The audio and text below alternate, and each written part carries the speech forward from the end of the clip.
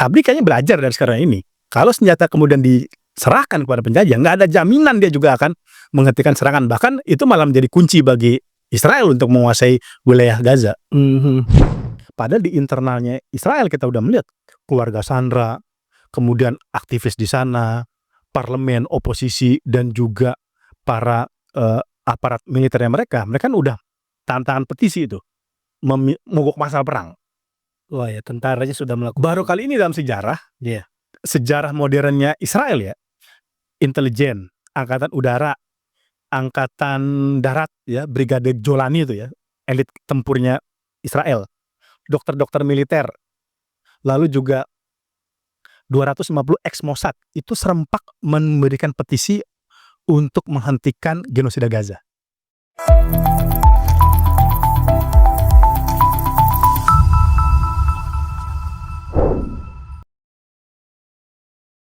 Bismillahirrahmanirrahim. Assalamualaikum warahmatullahi wabarakatuh. Merhaba teman-teman sekalian dan juga para sahabat yang kembali lagi bersama kami di podcast Usmani JPU Edukasi.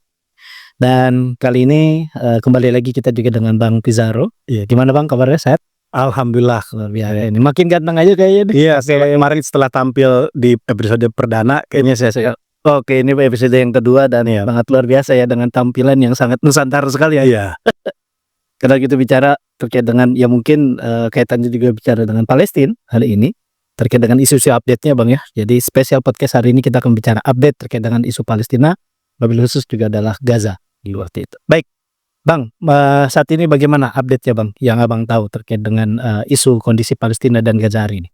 Ya, untuk situasi di Gaza pada hari ini yang kita ketahui bahwa genosida masih terus berjalan dari pihak penjajah Israel ya terhadap saudara kita, dan sekarang jumlah korban yang gugur itu sudah hampir mencapai 55.000.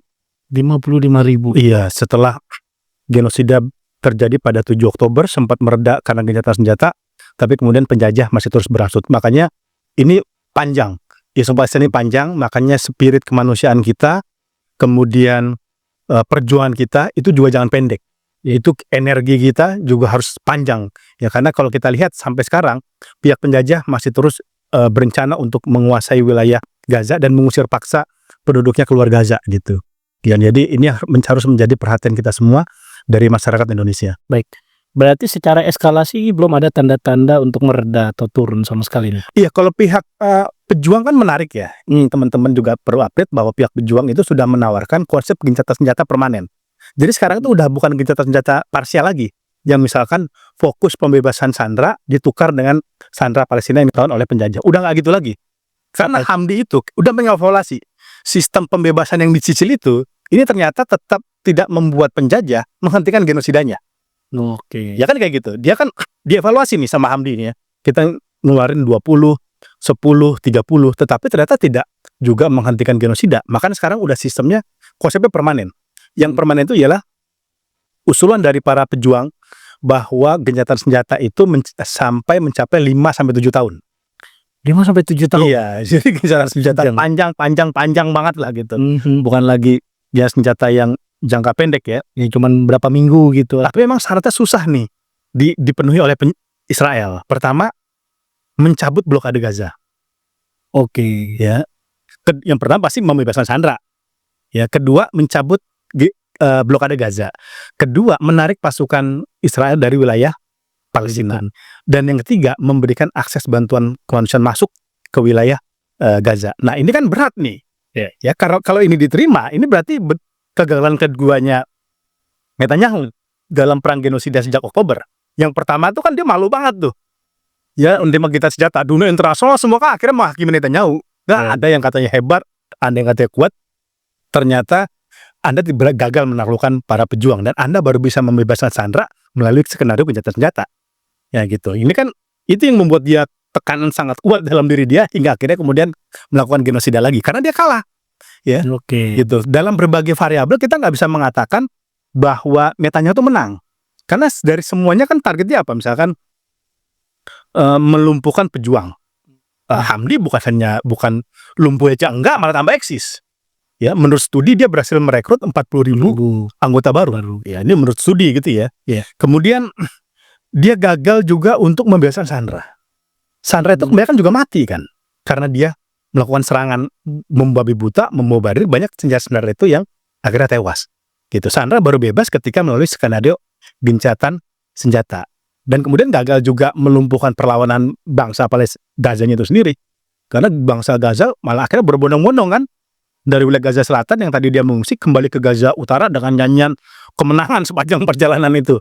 Ya. Luar biasa ya. Itu yang terjadi di Palestina. Berarti setelah bicara eskalasi perundingan ini justru malah semakin memberatkan pihak si Rewel nih ya. Betul, dan kita melihat bahwa Hamdi itu nggak goyang.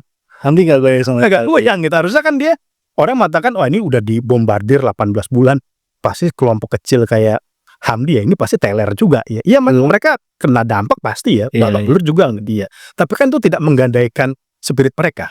Contoh, dia ditawarkan untuk dilumpuhkan senjatanya, dilucuti senjatanya dengan jaminan gencatan senjata permanen dan akan dibangun Gaza kembali seperti sebuah Singapura lah gitu. Iya. Tapi dia nggak mau. Tawarannya Karena ditolak ya. Iya, ditolak. Karena bagi dia senjata itu garis merah bagi Hamdi. Ya, kalau nggak ada senjata selesai itu. Karena Hamdi itu belajar dari PLO. Ada PLO. Ya, kita ingat PLO ya. Iya. PLO Yasser Arafat menerima perjanjian damai dengan penjajah 1993 dengan jaminan kemudian didirikan otoritas Palestina dan mereka menguasai wilayah tepi barat itu diberikan hak-haknya sebagian oleh penjajah ya. Tapi apa yang terjadi?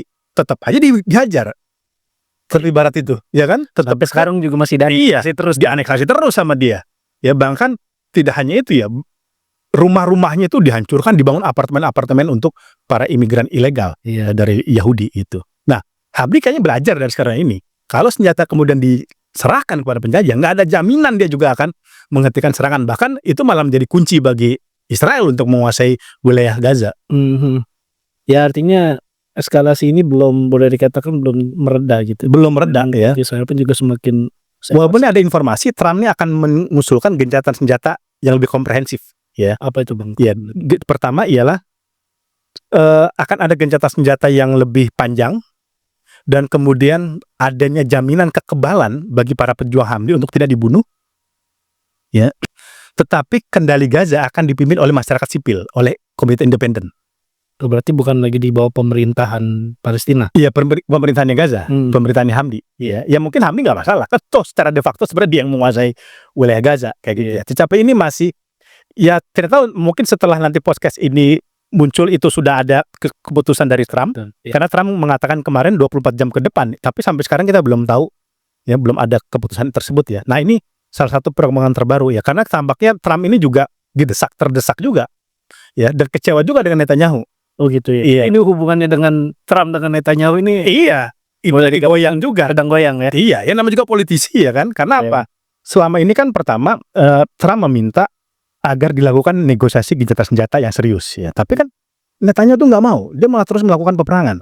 Padahal di internalnya Israel kita udah melihat keluarga Sandra, kemudian aktivis di sana, parlemen, oposisi, dan juga para aparat militernya mereka kan udah tantangan petisi itu mogok pasal perang.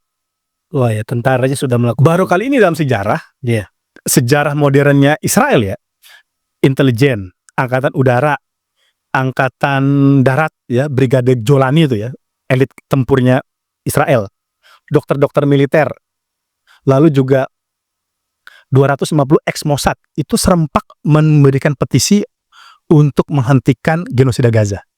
Karena perang semakin gak jelas. Ya, tujuannya awalnya untuk membebaskan Sandra, yang terjadi sekarang masyarakat sipil di Gaza terus jatuh dan penjajah kan terisolasi dari sini. Ya, sampai di Jepang itu kan ada hotel di Kyoto. Ketika ada turis Israel dan harus taken dia. Iya, taken bahwasanya mereka tidak terlibat atau kemudian kejahatan perang. Nah, sebagainya. situasi udah seperti itu sekarang terjadi di kanan dunia, berarti sudah semakin intens terhadap dan ini Rewel ini ya. Ini pertama kali dalam sejarah Israel ya. Dulu pernah tahun 82 ada boykot dari tentara. Tahun 2000 juga ada pas kasus Intifada, tapi belum pernah yang sebesar ini dengan melibatkan banyak faksi-faksi militer yang ada di Israel. Ini menjadi satu hal yang cukup menarik. Apakah? Tadi kalau bicara ada tawaran perjanjian dari pihak Trump ini juga melibatkan Netanyahu, Bang. Kalau tadi saya lihat kan sempat katanya hubungan sedang goyang nih. Iya, Bahkan ya dengan pihak Houthi ya juga Iya. juga sempat ini juga. benar. Ini kan Amerika misalkan membangun gencatan senjata dengan Houthi ya, itu tanpa udah nggak ngelibatin Israel tuh. Udah tidak lagi melibatkan Tidak cuma Israel. ngelibatin Israel. Pertanyaannya why? Kenapa Iya, ya karena mungkin Trump tidak mau terlalu didikte. Trump tidak mau Iya, pertama kan dia lebih besar kan dari Trump, dari Netanyahu. Kedua, berbagai upaya untuk melakukan gencatan senjata itu tidak juga digubris oleh Netanyahu. Masalahnya masih ada tentara Amerika yang ditahan itu aja ya. sama Hamdi, ya kayak gitu. Ini kan Trump ini kan narasinya dia bagaimana dia pengen menjadi pahlawan penyelamatan warga-warga Amerika Serikat yang ditawan di negara-negara asing. Nggak hanya di Gaza sebenarnya, di Amerika Latin ada, di Eropa ada. Dia tuh pengen muncul sebagai peacemaker lah. Iya. Ya walaupun ya kita mau tahu ya Trump kadang omongannya nggak bisa dipegang. Dia tetap ya genosida lanjutan yang kemarin dilakukan oleh Israel itu kan juga atas restunya Washington ya, gitu. Tetapi ini kayaknya ada semacam sedikit perubahan dan tekanan di dalam Amerika sendiri kepada Donald Trump. Ya, demonstrasi kampus. Ya, kemarin itu mahasiswa Turki ya, Iya. Rumeysa Öztürk ya, itu udah dibebaskan. Oh, alhamdulillah tuh. Udah dibebaskan hari ini tuh sama Amerika. Kenapa? Tekanan yang sangat kuat di internal Amerika, dan ini juga akhirnya juga membuat konstelasi di Timur Tengah ya bukan tidak mungkin akan berubah. Iya, berarti para aktivis mahasiswa yang menyuarakan pro terhadap Palestina hari ini pun juga kembali lagi Bang. Benar, ya sebelum Rumeysa ada Mahmud Khalil ya. Ini Mahmud Khalil masih ya, ada juga tuh Mohsen Mehdawi ya. Mohsen Mehdawi itu juga ditahan, dia kemudian dilepaskan oleh Amerika Serikat. Oke. Baik, ini menjadi satu isu yang menurut saya ini sangat update nih Bang ya, karena ternyata Trump sudah tidak lagi terlalu menggubris Netanyahu karena mungkin ya tadi hubungannya juga sudah semakin goyang, bahkan keterlibatan dengan pihak Houthi pun juga tidak dilibatkan ya, seperti itu antara gencatan senjata Amerika Serikat dengan pihak Houthi. Dan mungkin juga yang menurut saya juga cukup lumayan menarik nih Bang, bagaimana kondisi update, ada nggak sih pengaruh daripada fatwa yang kemarin keluar tuh dari dunia Islam, dari ulama internasional ya, terus saya digabung di IONS ya, International Muslim Scholars yang ada di Qatar itu, terkait dengan adanya fatwa jihad ya terbaru seperti itu. Itu menurut Abang gimana? Iya, kalau kita lihat fatwa dari yang dikeluarkan IUMS ini ya, International Union for Muslim Scholars ini, of Muslim Scholars ini memecah kebuntuan selama ini. Memecah kebuntuan. Iya, memecah dan juga menjadi narasi baru. Karena kalau kita lihat segala macam upaya kan udah dilakukan, misalkan negosiasi, kemudian resolusi, rapat-rapat di OKI udah berkali-kali dilaksanakan. Tapi itu kan tidak didengar oleh Israel. Israel itu kan memang hanya mendengar bahasa senjata, ya, bahasa perlawanan seperti yang dilakukan oleh Hamdi sekarang, ya kan? Dalam wawancara saya sama Hamdi misalkan, saya mengatakan kenapa kok why you release the 7 October attack, ya kan gitu. Dia bilang, ya brother, kamu bisa melihat semua usaha sudah kita lakukan. Kamu sebut apa saja yang tidak kami lakukan: diplomasi, negosiasi, resolusi, penyatuan Hamas dengan Hamdi dengan Fatah, ya, menyerukan negara-negara Arab udah kita lakukan kan. Tapi kan nggak ada yang menghasilkan secara signifikan. Baru ketika terjadinya operasi itu kan merubah geopolitik global semua sekarang. Ya, orang yang tadinya acuh sama isu Palestina sekarang mulai aware kembali ya, setelah mungkin beberapa tahun terakhir hilang. Negara-negara yang tadinya tidak mengakui Palestina sekarang mengakui Kembali lagi ya, termasuk juga dengan negara Eropa ya. Negara-negara Eropa sekarang kita lihat negara-negara Eropa yang terdepan dalam menyuarakan isu perlawanan terhadap genosida. Ya, kita kemarin misalkan Itamar Ben-Gvir ya, Menteri Keamanannya Israel itu menteri ekstremis, datang ke Amerika, bagaimana respon masyarakat Amerika menolak dia ada pidato di mana diganggu, dia mau memberikan ceramah di sebuah tempat dipepet ya, diteriak-teriakin, Anda itu pelaku genosida, Anda itu membunuh bayi-bayi Gaza. Kita nggak melihat ini secara signifikan ya 10-20 tahun yang lalu gitu. Jadi ini sekarang udah konstelasi ini udah berubah ya karena operasi yang dilakukan ini, dan juga banyak juga bahkan kaum masyarakat Barat yang masuk Islam bahkan. Iya. Juga saya lihat ya sudah mulai mendiskredit terkait dengan Islamofobia juga yang di Eropa gitu. Kenapa? Karena Hamdi memperlakukan tawanan dengan sangat manusiawi. Manusiawi. Ya. Yang terakhir tuh Mias Camp ya. Mias Camp ini sandranya Hamdi yang dibebaskan November 2023. Ya. beliau justru mengatakan saya itu lebih aman disandra ketimbang di Israel. Kenapa dia pas setelah bebas menjadi korban pemerkosaan sama Floyd Witness di Tel Aviv. Oh gitu ya. Iya, gitu. Anomali sekali ya. Ya, di sana kan ketika dia disandra oleh Habdi, dia kan dijaga. Memang dia sempat protes karena dia luka-luka setelah dibawa kan, ketika disandra gitu ya. Tetapi kan diberikan perawatan terbaik, makanan terbaik, kemudian servis yang terbaik lah oleh Hamdi ya. Pas dia keluar dia malah diperkosa sama pelatih Vitesse ya. Sempat dikasih obat bius, teler, kemudian terjadi ruda paksa ya. Seperti yang terjadi gitu. Dan dia kemudian Dan itu terjadinya malah di Tel Aviv ya. Tel Aviv. Makanya media-media Israel kemudian mengutip pernyataannya Miaskem, perempuan Israel ini, dia merasa lebih aman disandra di Gaza ketimbang di Tel Aviv. Itu kan sangat luar biasa sekali. Iya betul. Baik, berarti sudah ada mulai perubahan pengakuan terhadap kepalestinaan ini, terutama juga dari dunia barat ya, Eropa. Setelah kemudian genosida yang terjadi di Gaza sampai hari ini. Termasuk juga ini selain Spanyol, Irlandia, terus juga beberapa ini juga kemarin ada statement juga dari Presiden Prancis. Iya, Macron dan juga kemudian Inggris ingin merunding untuk mengakui kemerdekaan Palestina segera mungkin. Apakah itu nanti akan berdampak juga, Bang? Iya, jelas lah. Sebenarnya kan Israel itu lebih takut sebenarnya tekanan barat. Lebih takut Iya, sorry to say ya. Kita tetap punya tekanan, tetap bisa menekan penjajah. Tapi jangan lupa, kita secara umum kan nggak punya hubungan diplomatik. Iya. Negara-negara muslim sini. Artinya tekanannya nggak begitu kuat ketika dengan negara-negara donor utamanya Israel. Prancis, Inggris, Amerika gitu.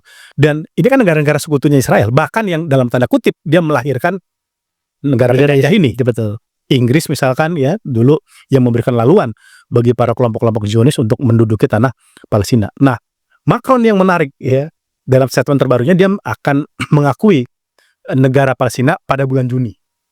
Macron ya. Juni, berarti bulan depan. Gitu. Padahal Macron kita mengetahui kan sekutunya Israel. Sebelumnya ada Norwegia, ada lagi Scotland ya dan lain sebagainya ya. Itu negara-negara barat yang memang memiliki hubungan diplomatik dengan penjajah ya. Jadi ini yang kemudian membuat Netanyahu kan semakin terisolir nih sekarang di barat. Sampai dia ke Eropa cuman bisa ke Hongaria. Iya, yang gara-gara ini juga ya. Karena ada fatwa ICC itu kan sih untuk penangkapan fatwa ICC. Nah, itu ya yang sifat-sifatnya terukur itulah yang dia takuti. Ya, akhirnya dia hanya bisa ke Hongaria dan kemudian tuh menempuh perjalanan lebih panjang untuk menghindari negara-negara yang terikat dengan ICC menuju Washington. Makanya tadi kembali ke fatwa itu memang sangat berpengaruh. Ya, walaupun belum ada negara-negara yang melaksanakan ya fatwa itu ya, tetapi ini menjadi narasi baru lah. Ya, narasi baru bahwa intervensi militer ya ataupun upaya untuk menghentikan genosida dengan jalan yang kekuatan-kekuatan yang sifatnya ketentaraan itu udah mulai dimunculkan oleh para ulama. Karena kan ulama kan ya dia sangat bijak ya. Pertama udah menyerukan ya, kemudian juga udah mengajak negara muslim, udah menggalang demonstrasi. Tetapi genosida masih berlanjut dan banyak negara-negara yang sifatnya hanya diplomasi kutukan. Oke, kita lihat nggak begitu punya taring ya kan, betul, dalam masalah ini ya, bahkan hanya untuk memboikot aja nggak semuanya setuju ya kan gitu. Nah ini ya kemudian akhirnya IUMS itu mengeluarkan fatwa tersebut yang memecah keinginan dan langsung kan muncul tuh negara-negara justru dikonter oleh beberapa ikatan ulama di sejumlah negara Arab tuh. Justru aneh ya, justru saya itu karena ini menyentuh inti masalah, iya, yaitu menghentikan genosida ya dengan cara perlawanan militer juga dan sebagainya. Termasuk juga mengenai masalah boikot yang semakin membesar. Bahkan gak cuma boikot, Bang, sampai ada protes pemogokan kerja, pemogokan bekerja sama dengan perusahaan-perusahaan yang terafiliasi dan sebagainya. Ternyata ini juga memberikan dampak yang signifikan, baik itu secara politik maupun juga secara ekonomi. Betul. Iya, ini gerakan boikot sangat luar biasa ya, karena memang tekanan ekonomi itu memang salah satunya yang akan menggoyang penjajah. Gitu ya. Kayak Spanyol aja dia udah menghentikan ekspor senjata kan. Dan bahkan pelabuhannya itu dilarang untuk mengirim senjata. Dia nggak mau pelabuhannya jadi tempat transit. Spanyol ya? Iya. Udah seperti itunya ya. Nggak mau jadi tempat transit. Bahkan juga di beberapa negara Eropa sudah sedang dirancang undang-undang anti ekspor senjata. Anti ekspor senjata ke Israel gitu ya. Mungkin perdagangan dia masih, tapi ekspor senjata itu sudah dilakukan. Nah ini gerakan-gerakan boikot inilah ya, BDS termasuk ya. Iya. Boikot divestment dan juga sanctions ya gitu. Ini cukup memberikan tamparan bagi kekuatan Israel. Ini saya kembalikan juga kepada masyarakat Indonesia ya. Kita nggak boleh lagi kendor gitu. Justru malah negara-negara Barat ya udah mulai malah menerapkan boikot itu secara state ya. Salah satunya Spanyol gitu dengan regulasi untuk kemudian tidak mau memberikan transit pelabuhan ya untuk untuk mensuplai senjata kepada pihak Israel dan sebagainya. Bahkan juga negara-negara yang ada di Eropa maupun juga di Amerika seperti itu. Ya menurut saya sih cukup memberikan dampak yang signifikan lah kalau bahasa kita dengan fakta itu. Terus ini juga menjadi satu pertanyaan yang menarik Bang.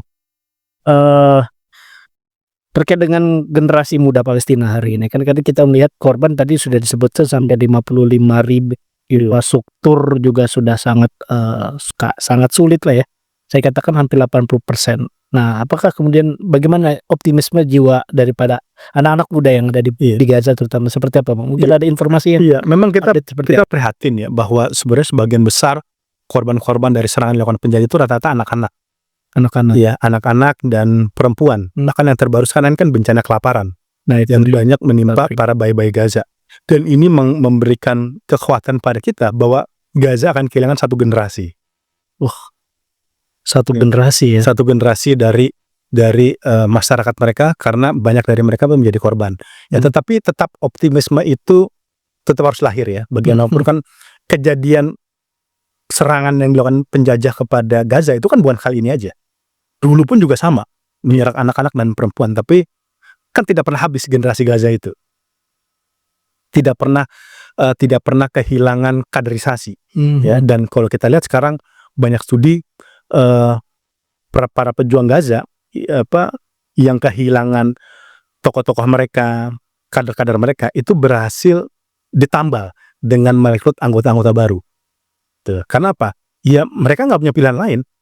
Ya, mereka tidur, mereka di rumah tetap juga akan tewas. Ya, maka perlawanan kan menjadi opsi mereka ya, menjadi kewajiban mereka untuk melakukan perlawanan terhadap penjajah. Dan kita lihat ya ada beberapa video-video yang diambil dari Al Jazeera betapa sangat kuatnya ya keteguhan anak-anak Gaza. Ketika ada tuh video yang perempuan ketika lagi di jalan pulang ke rumahnya setelah gelombang pengungsi itu, dia mengutarakan bagaimana kekuatan para pejuang, kekuatan kesabaran para anak-anak muda Gaza, dan mereka tidak akan pernah mau tunduk terhadap penjajahan. Itu yang kan sampai sekarang narasi untuk mengusir paksa itu tidak digubris oleh masyarakat Palestina. Padahal Israel udah kurang apa? Dia mengiming-imingi menjadikan Gaza seperti Singapura, Los Angeles, semua ekonomi itu dijamin dengan syarat Anda tidak lagi melawan penjajah dan mau diduduki oleh penjajah. Tapi kan itu tidak diambil oleh mereka. Bahkan tawarannya sudah. Iya, mereka lebih baik gugur dalam semangat melawan penjajahan. Gitu. Oke, berarti emang ternyata keteguhan masyarakat. Keteguhannya sangat luar biasa. Dan ini kan faktor Quran ya. Iya. Saya pernah ketemu para penghafal Quran di Gaza itu. Jadi di Gaza itu di masjid-masjid itu memang halaqah Quran, kaderisasi para tahfiz Quran itu sangat masif sekali. Sangat masif. Ya, di tingkatan RT itu ada saja gitu. Halaqah Quran yang memperkuat semangat mereka untuk menjadi penghafal Quran. Dan itu keutamaan mereka masih bisa bertahan sampai sekarang. Iya. Ini menjadi pengingat kita juga ya waktu dulu kita masa perjuangan gitu kan. Nah, itu. Untuk kemudian ya kalau kita lihat seperti pertempuran Surabaya Bang ya. Ini mungkin ada korelasi bagaimanapun ya hubungan kita juga dulu waktu awal-awal kemerdekaan juga mendapatkan support yang sangat luar biasa dari pihak Palestina seperti itu. Bahkan ya 10 November kita tahu kan Surabaya sempat digempur habis-habisan gitu. Dan kemudian ya masyarakat menolak untuk tidak tunduk lah seperti itu, menyerahkan senjata dan sebagainya. Ini yang perlu teman-teman juga harus ketahui. Nah, cuman ini juga Bang yang kemudian saya ingin melihat dari satu sisi kemanusiaan. Kayak gitu kan. Abang juga kalau salah kemarin sempat berangkat ya ke Mesir. Untuk ke Mesir untuk kemudian memberikan supply dan sebagainya. Itu apa sih yang bisa dilakukan komunitas muslim dan kemanusiaan saat ini untuk mendukung perjuangan dan kemerdekaan Palestina berdasarkan kondisi update yang hari ini terjadi? Memang kalau bantuan kemanusiaan kita udah luar biasa lah. Kita udah berupaya mengirim. Saya kemarin pun juga berangkat dari Poros ya, Perkumpulan Ormas Pengelola Zakat, NU, Muhammadiyah, Persis, Dewan Dakwah, Hidayatullah dan lain sebagainya. Kita sama-sama membangun. Bahkan kita ingin membangun kampung Indonesia rencananya. Kampung Indonesia di jalur Gaza. Karena kita butuh legasi. Kira-kira apa sih legasi yang bisa kita lahirkan ya dari genosida ini? Kita perlu ada terobosan dan inovasi maka kita ingin membentuk kampung Indonesia di jalur Gaza dari gabungan ormas-ormas. Karena isu Gaza terlalu berat kalau kita main sendiri-sendiri. Betul. Kita harus bersama-sama. Dan kemarin kita udah diskusi dengan KBRI Kairo dan pemerintah mendukung rencana ini. Jadi ini yang kita lakukan. Makanya saya pakai Blancon ya untuk menunjukkan bahwa Indonesia terdepan. Indonesia tidak pernah kendur dalam upaya mendukung bangsa Palestina. Karena apa? Kita punya hutang sejarah dari bangsa Palestina. Mereka sebelum kita merdeka pun mereka udah berjuang untuk mendukung kemerdekaan Indonesia ya. Oke. Makanya aneh kalau ada yang mengatakan acuh dengan isu Palestina, yang mengatakan pejuang Gaza dibentuk Yahudi lah, ini perang pura-pura. Saya juga bingung. Itu 50.000 orang, itu apa pura-pura mati juga? Ya. Itu apa pura-pura mati? Iya, 55.000 ya, sudah hampir 55.000. Itu apa itu pura-pura juga? Mereka terkubur, nanti mereka akan bangkit kembali, hidup lagi. Para pejuang itu juga yang kita melihat kayak lewat film Hollywood, lewat lah pertarungan melawan penjajah. Itu apa juga? Itu pistol-pistolan, apa pistol air gitu. Iya. Ya, ini real terjadi di depan kita semua. Gitu. Dan isu Palestina ini bukan isu hari ini saja. Bahkan Profesor Abdul Qahar Muzakir ya, dulu mahasiswa Indonesia di Kairo tahun 30 udah terlibat dalam konferensi Baitul Maqdis. Konferensi Baitul Maqdis. Iya. Dan pernah menjadi sekretaris ya kalau Sekretaris Amin Al-Husaini, ketua Ikhwanul Muslimin pertama cabang Baitul Maqdis. Iya. Beliau juga yang kemudian menyerukan dukungan kemerdekaan Indonesia sebagai mufti Baitul Maqdis ya. Betul, mufti Baitul Maqdis. Ini punya sejarah yang kalau menurut saya begitu sangat erat. Jadi nggak boleh itu kemudian kita melihat Palestina hanya dari satu sisi ya peperangan biasa, tapi mungkin juga perjuangan kemerdekaan seperti itu. Dan menarik Bang, tadi kalau disebut kampung Indonesia tadi, ya kira-kira isinya apa itu Bang tadi? Iya. Ini kampung Indonesia kita udah bikin denahnya ya, Mas Akmal dan para penonton setia YPU, kita udah bikin denahnya. Ya nanti di dalam itu ada ya perkampungan, ya ada tenda-tenda. Ya mungkin kita sementara ini masih tenda-tenda darurat dan juga rumah semi permanen, rumah semi permanen. Karena rumah yang mobile yang bagus itu selalu dilarang Israel untuk masuk ke jalur Gaza. Ya, nah kita bikin rumah semi permanen dan tenda-tenda darurat yang memang sangat proper. Ya saya udah pernah naikin itu. Tendanya itu berat saya itu sekitar 80 kilo ya, itu nggak jatuh, itu memang proper. Nah itu apa, nanti juga ada dapur umum, di dalamnya ada satu dapur umum kita bangun untuk kebutuhan sehari-hari, terutama pangan ya bagi masyarakat Gaza. Lalu juga ada masjid. Ya karena kita mau tahu ya, masjid inilah sebagai pilar utama bangsa Gaza untuk melakukan kaderisasi penghafal Quran dan juga konsolidasi masyarakat, musyawarah dan juga dukungan terhadap perlawanan terhadap penjajah. Ya, jadi ada masjid, ada perkampungan, ada toilet tentunya. Kita bikin infrastruktur kebersihannya di sana, dan nanti di depannya ada gabura. Gabura yang kayak di Masjid Kudus.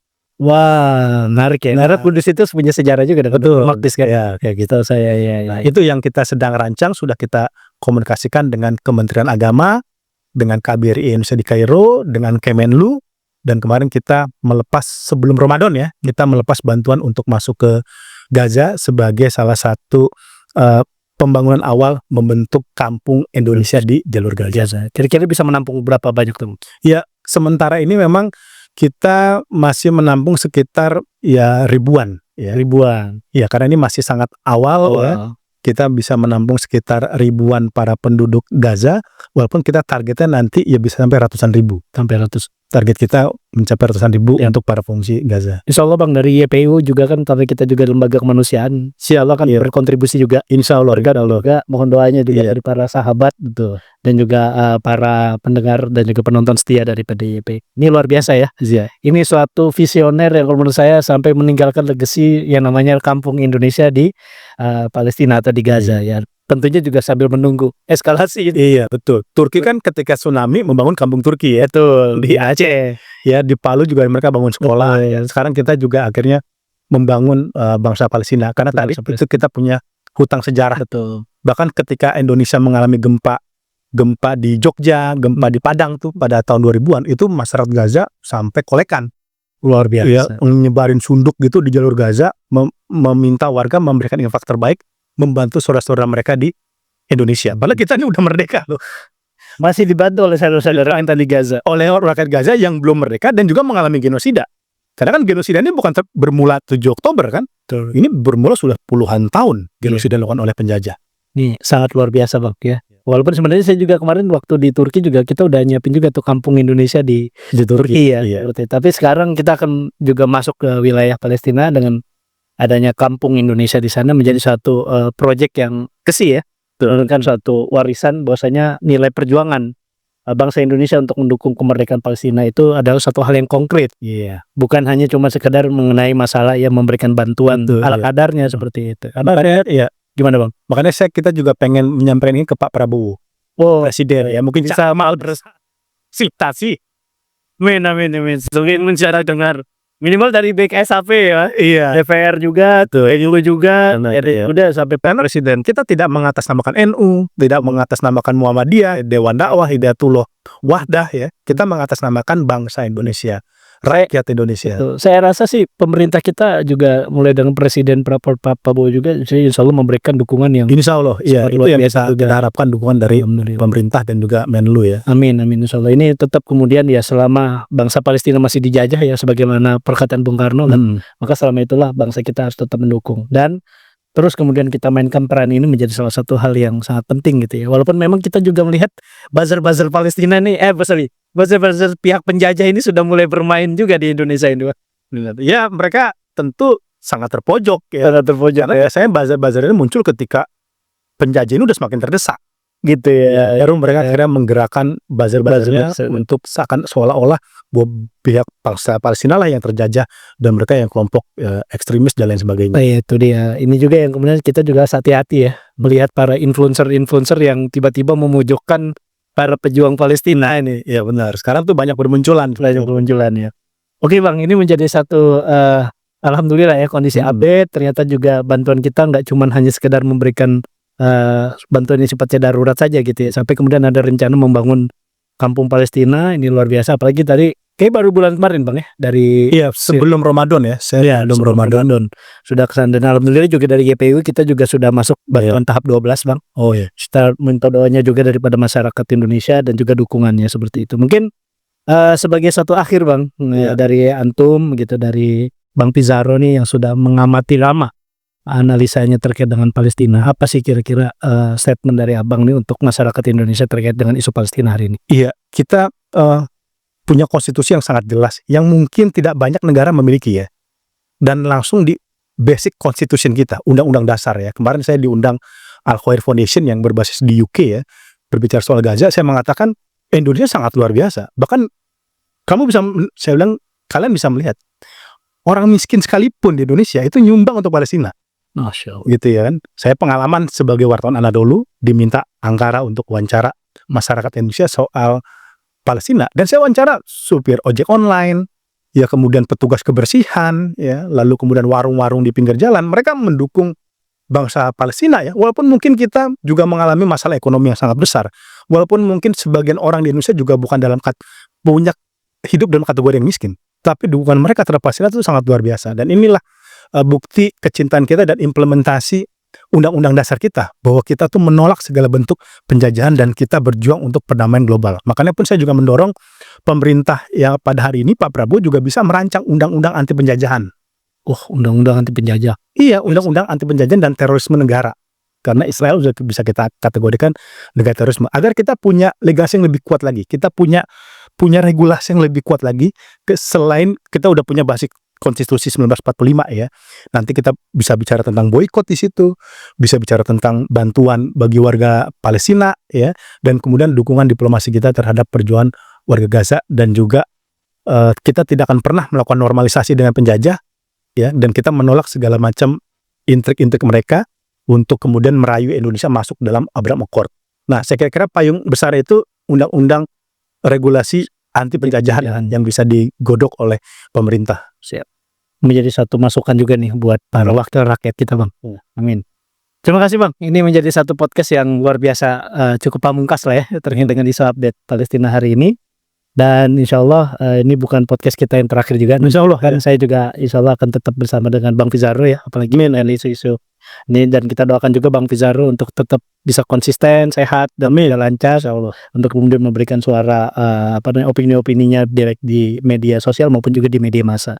Terima kasih Bang Pizarro. Sama-sama. Dan sama-sama ya kita cari Jangan lupa buat teman-teman yang belum subscribe daripada YouTube kita YPU.org, bisa untuk kemudian bisa subscribe agar kemudian channel ini terus berkembang dan juga bisa mendapatkan dukungan yang luar biasa daripada masyarakat Indonesia untuk kemerdekaan Palestina. Terima kasih dari saya Kurnia Iban Film. Assalamualaikum warahmatullahi wabarakatuh. Waalaikumsalam warahmatullahi wabarakatuh.